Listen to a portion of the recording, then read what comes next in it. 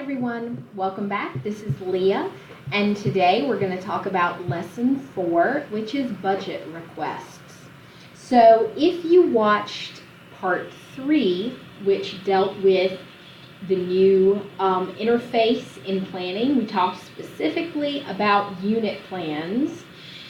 Today we're going to talk about budget requests, which go along with your unit plans.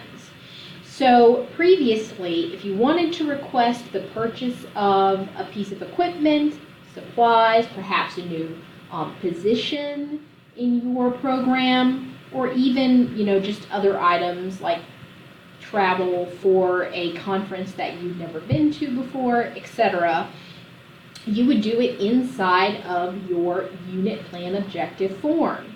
However, now it's a whole separate form that you have to fill out. So we're going to look today in accounting as our example. So we're in the year 1920. You'll always choose the year that you want to look at first. Start from the top, work your way down. Next, you'll still click on unit plans. You're not going to see budget request by itself here. It still is a part of the unit planning process. So you'll click on unit plans, and then you will choose your program by clicking here on the left in the org chart. So I've already chosen Business Administration because in 1920 they have made a budget request. They've made several actually. So if you want to create a budget request, you'll first need to have a unit plan objective that sort of explains what it is you're wanting to do. Then the budget request itself is a separate form. And you'll create that request by clicking on the budget request choice here, and it'll bring up a blank form. But I want to go ahead and click into a form that's already been created. So here,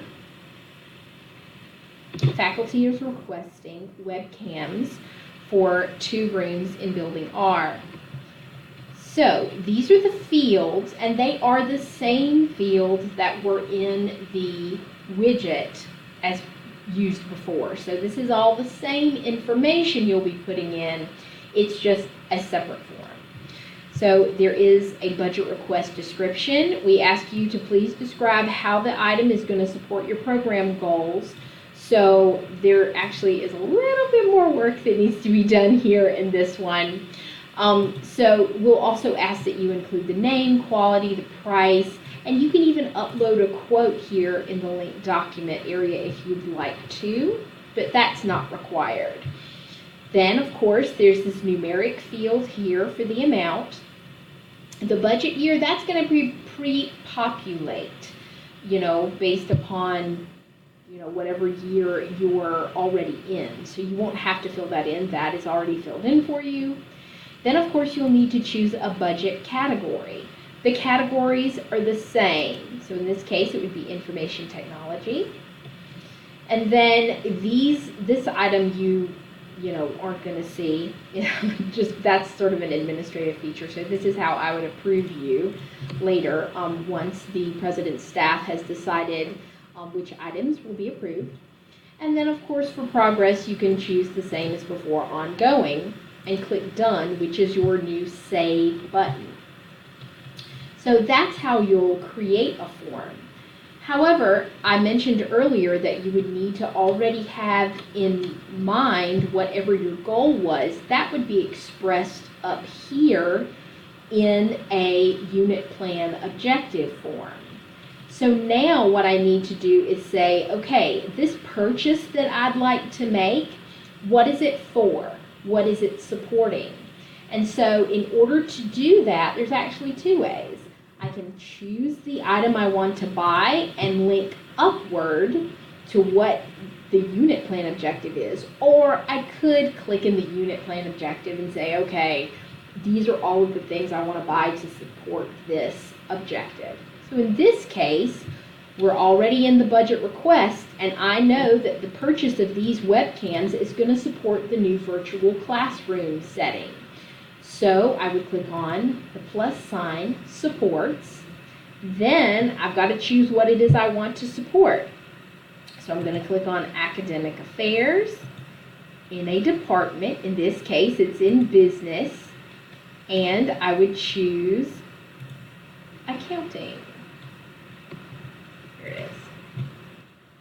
So then these are all of the unit plan objectives that have already been written that I can then say, okay, the purchase of these webcams supports a virtual classroom. I would click here, it would become a green check, which it already has, and then I click back to the plan item. And you would see then that related one, that's the tie from the unit plan objective to the budget request. So once that is completed, then you can always click done.